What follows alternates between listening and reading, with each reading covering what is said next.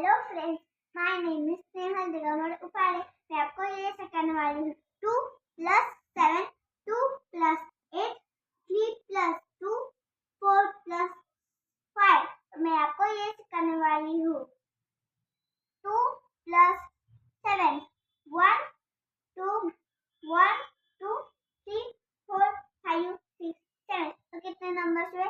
1 2 3 4 5 6 7 7 8 9। तो 9 नंबर हुए, तो हम लिखने वाले हैं 9। तो चलो आगे जाते हैं। 2 + 8, 1 2 1 2 3 4 5 6 7 8। तो कितने नंबर है? 1 2 3 4 5 6 7 8 9 10। 10 नंबर हुए, तो हम लिखने वाले हैं 10। तो चलो आगे जाते हैं। 3 + 2, 1 2 3 1 2।